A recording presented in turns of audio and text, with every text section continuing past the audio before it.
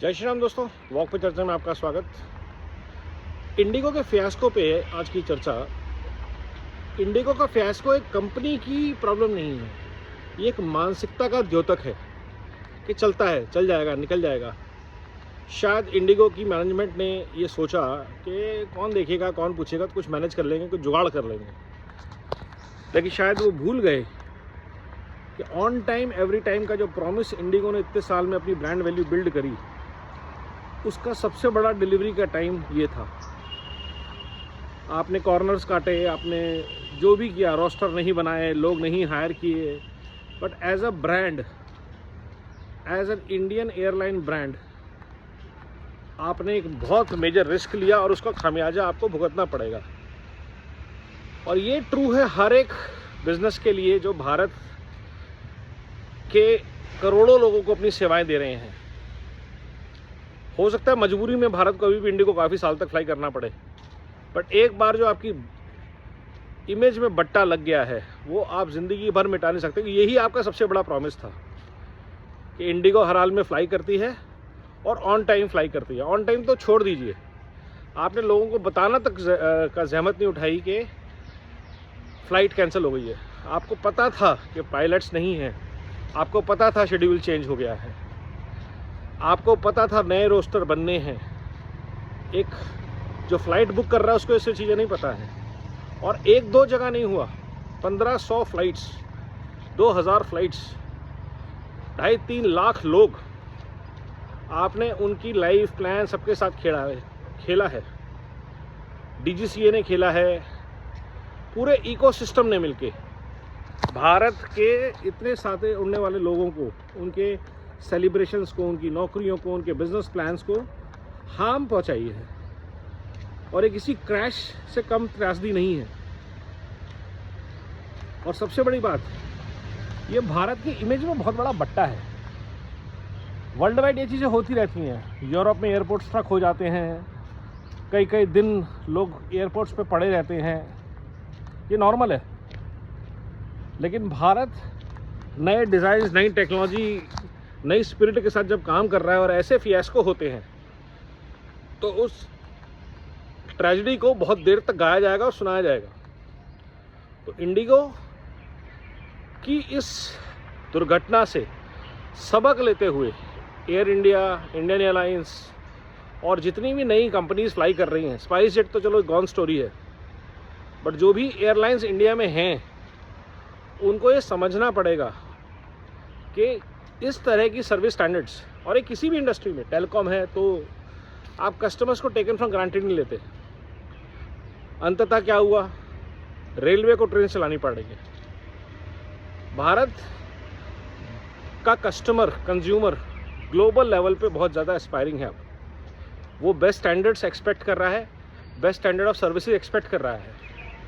अगर इंडिगो जैसे फियास्को कल को अगर टेलीकॉम में होते हैं कि 2-2 दिन तक नेटवर्क डाउन हो जाए, कि हमें पता नहीं था जी प्रोटोकॉल चेंज हो रहे हैं, सोचिए, ऐप्स डाउन हो जाएं, फ़ोन्स डाउन हो जाएं, आपके गाड़ियों पे बैन लगा देते हैं लोग आराम शराब, क्यों? और ग्रैब एक जैसा ही फियास्को है।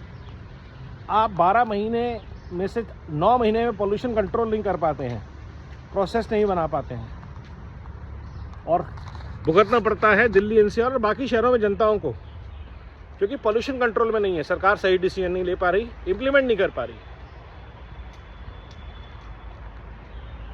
ये जो चलता है एटीट्यूड है हमारे बिजनेसेस का, गवर्नमेंट का, सिस्टम का, ये बंद होना बहुत ज़रूरी है। प्रोफेशनल्स का, अगर हमें एक अच्छा ग्लोबल बेंचमार्क का भारत बनाना है, और इंडिगो, मैंने जैसे शुरू में बोला, एक मानसिकता का द्योतक है।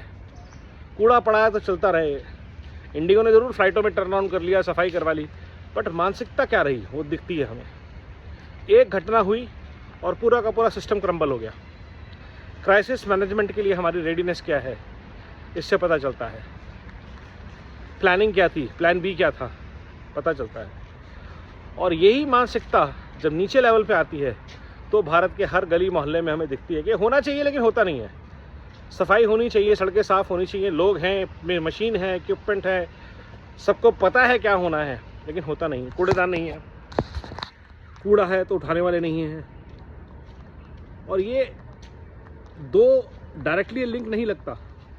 बट हमें इस माइंडसेट से बाहर आना पड़ेगा भारत को कलेक्टिवली कि चलता है।